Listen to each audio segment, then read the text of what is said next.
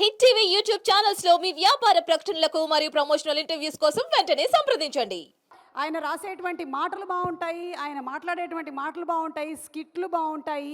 He is a great influencer. కాదు యా ఓహో టీచర్కి చెప్పేసి వెళ్ళాలి కదా. What is this? Okay, so inviting on stage our Hyper Aadi గారు.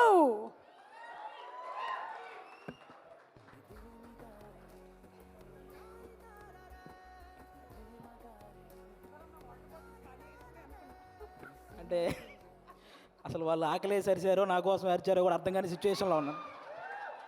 ఫస్ట్ టైం మైక్ మన దాకా రావడం అంటే ఆల్మోస్ట్ తిరుపతి వెంకటేశ్వర స్వామిని చూసినంత ఆనందంగా ఉంది నాకు. సీరియస్, నేను జబర్దస్త్ స్టేజ్ మీదకి రావడానికి కూడా చాలా తక్కువ టైం పట్టింది, కానీ ఈరోజు ఈ స్టేజ్ మీదకి రావడానికి నిజంగా చాలా ఎక్కువ టైం పట్టింది. ఒక టైంలో ఇలా అందరూ మాట్లాడుకుంటూ పోతే ఆగస్టు 9th వచ్చేస్తుందేమో అని సందేహం కూడా వచ్చింది. చిన్న సందేహం కూడా వచ్చింది నాకు నిజంగా. అసలు బేసిక్గా ఈ ఈవెంట్కి నేను ఇంకా కొంచెం ముందే రావాలి. దారిలోనే ఈ ఈవెంట్ చూసుకుంటూ వస్తున్నా. ఈలోపు వాడెవడో సుమగారికి లవ్ యూ చెప్పాడు. మాదాపూర్ వెళ్ళాల్సిన వాడిని అటు మణికొండ వెళ్ళి తిరిగి మళ్ళీ రివర్స్ అయ్యి వచ్చారు. ఎందుకంటే రాజీవ్ కనకాల గారే ధైర్యం చేయరు సుమగారికి చెప్పడానికి, అలాంటిది అతను ధైర్యం చేశాడు. అది సీరియస్గా సాహసం అనే చెప్పాలి అది. ఓకే, ఈ సినిమా నువ్వా వద్దు చాలు, మళ్ళీ చెప్తావేంటి? ఓకే, ఈ సినిమాలో నేను చేయలేదు. ఈరోజు ఈ ఫంక్షన్కి రావడానికి ఒకే ఒక్క రీజన్, మా నాగబాబు గారి అమ్మాయి ప్రొడ్యూస్ చేసింది కాబట్టి ఈరోజు ఇక్కడికి రావడం జరిగింది అంతే. అంటే ఆయన తన తమ్ముడు కళ్యాణ్ గారి గురించి తప్ప తన గురించి ఏమాత్రం ఆలోచించుకోకుండా నిస్వార్థంగా పనిచేసి తన తమ్ముడు సక్సెస్లో ఆయన కూడా భాగమైన మా నాగబాబు గారు అమ్మాయి ప్రొడ్యూసర్గా చేశారు కాబట్టే ఈరోజు ఇక్కడికి రావడం జరిగింది.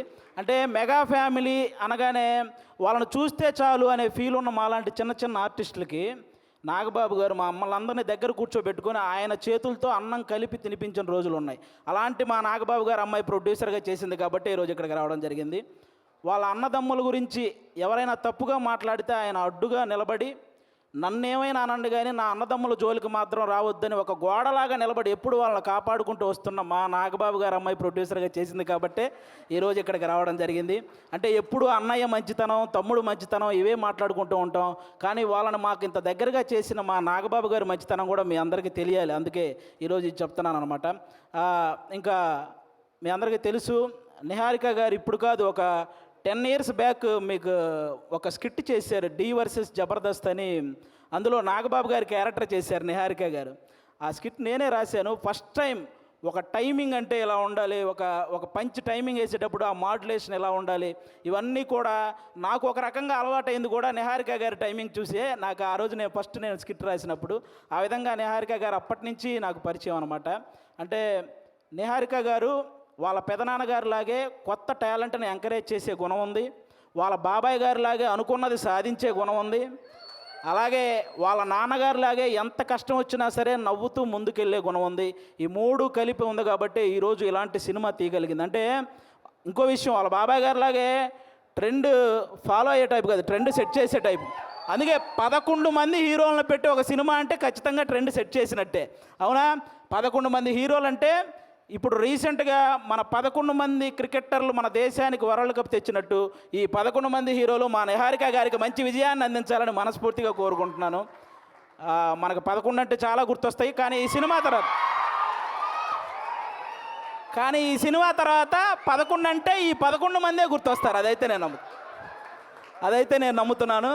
కాబట్టి అంటే ప్రతి ఊర్లో ఒక కమిటీ ఉంటుంది, ఆ కమిటీలో కుర్రాళ్ళు ఉంటారు. బేసిక్గా సమస్యను క్రియేట్ చేసేది వాళ్ళే, సమస్యను సాల్వ్ చేసేది వాళ్ళే, అలాంటి కుర్రాళ్ళు అనమాట.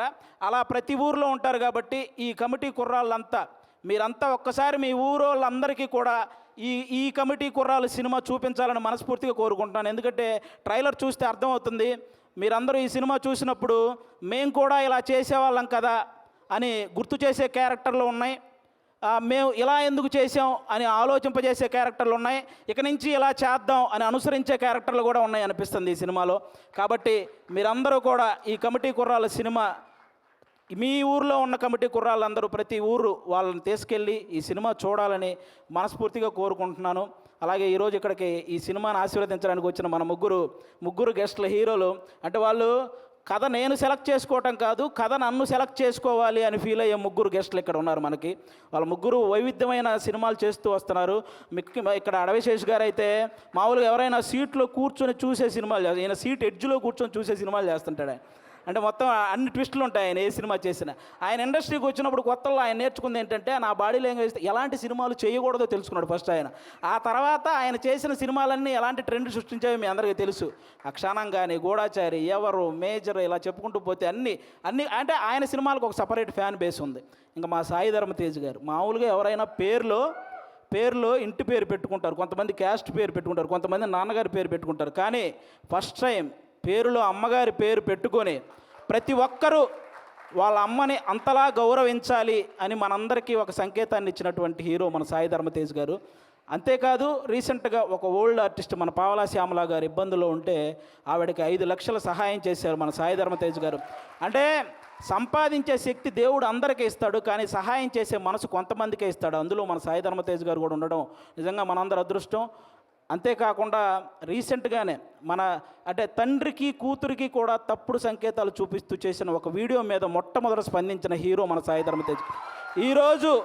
ఈరోజు సోషల్ మీడియాలో ఈ అమ్మల్ని తిట్టేవాళ్ళు, అక్కల్ని తిట్టేవాళ్ళు తగ్గుతూ వస్తున్నారంటే దానికి రీజన్ మన సాయి ధర్మ తేజ్ గారు తీసుకున్న ఆ రోజు డెసిషన్ అనమాట. అలా ఆ సాయి ధర్మ తేజ్ గారు కానీ ఇంకా మా వరుణ్ తేజ్ గారు, మా నాగబాబు గారు అబ్బాయి. అంటే నేను తొలి ప్రేమ సినిమా ఫస్ట్ నాకు తొలి ప్రేమ సినిమా ద్వారానే సినిమాల్లో ఒక సక్సెస్ వచ్చింది. అది తీసిన డైరెక్టర్ కూడా ఇక్కడే ఉన్నారు, వెంకీ అట్లూరి గారు. అంటే ఆయన కూడా మెగా ఫ్యామిలీ నుంచి వచ్చిన ఒక హీరో అన్న గర్వం ఎక్కడా ఉండదు మా వరుణ్ తేజ్ గారికి. చిరంజీవి గారు లాగే వైవిధ్యమైన కథలను ఎంచుకుంటూ వెళ్తుంటారు. అంటే అప్పట్లో చిరంజీవి గారు రుద్రవీణ చేశారు, గ్యాంగ్ లీడర్ లాంటి సినిమా చేశారు, అలాగే చంటబ్బాయి లాంటి కామెడీ సినిమా చేశారు, ఆపద్ బాంధవ్ లాంటి ఒక ప్రయోగమైన సినిమా చేశారు.